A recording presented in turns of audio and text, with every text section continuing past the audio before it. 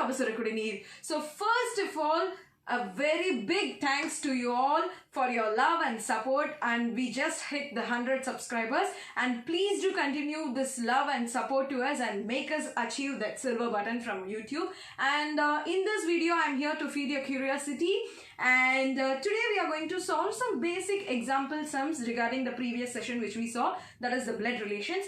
So without any further ado, let's get into the video. But before that, please make sure the new subscribers must click the bell icon, and also do give a big thumbs up to the videos and share with your friends. Come on, let's get into it.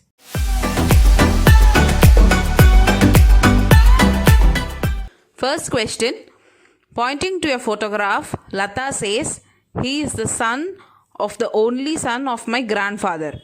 How is the man in the photograph related to Lata? The question is given that Lata pointing to a picture. So let this be the picture. Says he is the son. So here is a son of the only son. So again a son of my grandfather. So here is the grandfather. So ultimately grandfather has only one son who is father to Lata. And he again has one son who is the man in the picture. So ultimately the man in the picture is Lata's brother. So answer is brother. Question 2. If A into B means A is father of B, if A plus B means A is wife of B, if A divided by B means A is daughter of B, if A minus B means A is son of B, what will come in the place of the question mark to establish that Q is the nephew of T in the expression? Q question mark R divided by S into T. The second question, here it is. A into B, A is father of B. So multiplication sign denotes the father, addition sign denotes the wife, division sign denotes the daughter, and the negative sign, minus sign, denotes the son. So here we have to prove that Q is nephew of T, which implies Q must be either the child of T's brother or sister. So here it is given as nephew, so Q is a male. So we have to prove Q is the son of T's brother or sister. So coming to the expression given. Here Q question mark R divided by S. So R division S implies that R is daughter of S. So R is daughter of S. And then S into T. The multiplication sign defines that S is father of T. So which ultimately gives that R and T are siblings. So when R and T are siblings, we have to prove that Q is the son of R. So answer is the negative symbol minus. So which implies Q is son of R is the daughter of S, and S is the father of T. So which implies Q is the nephew of T. Question 3.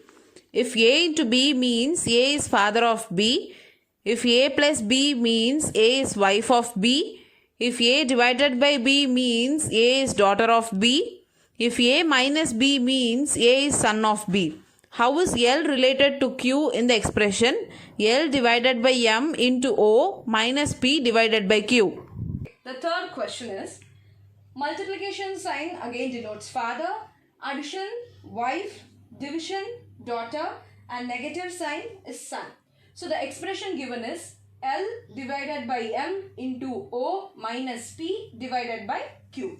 So we have to find out L in relation to Q. What is the relationship between L and Q? So first of all, we will write the meaning of this expression. L divided by M, which implies L is daughter of M.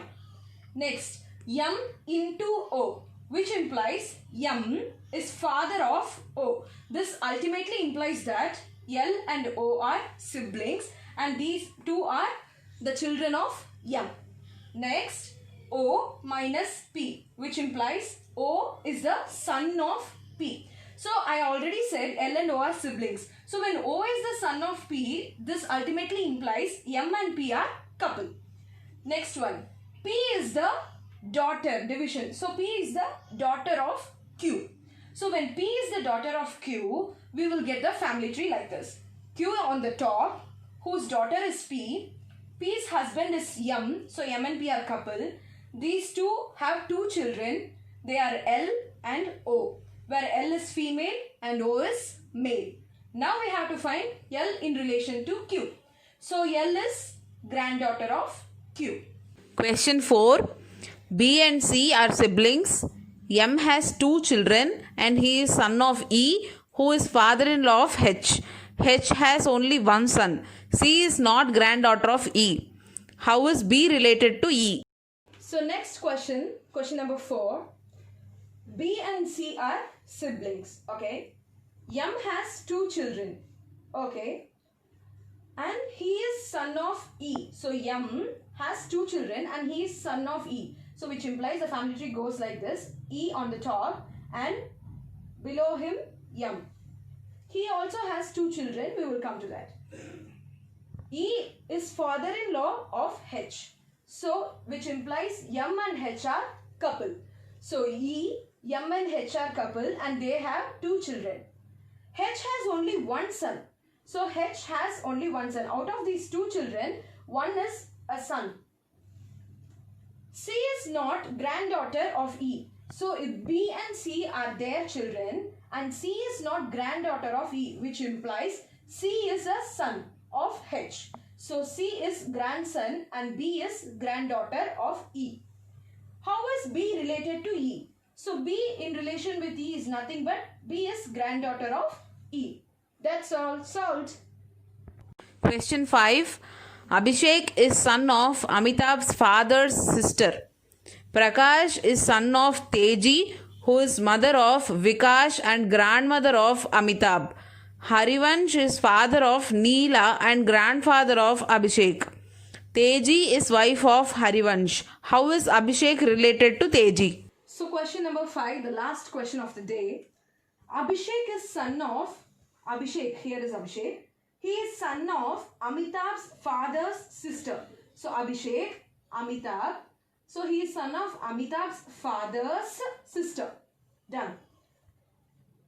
Prakash is son of Teji. So Prakash, he is son of Teji, who is mother of Vikash and grandmother of Amitabh. So Teji is first grandmother of Amitabh. Okay. So she has one son Prakash and Vikash. Next comes Harivansh is father of Neela. So Harivansh, some other candidate, Harivansh. He is father of Neela and grandfather of Abhishek. So he is in the third generation. Teji is wife of Harivansh. So which implies Teji and Harivansh are couple. They have 1, 2, 3, 4 and 5 children.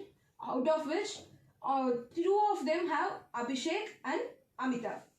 Now, the question is, how is Abhishek related to Teji? Very simple. Here is Abhishek and here is Teji. So, Abhishek is grandson of Teji.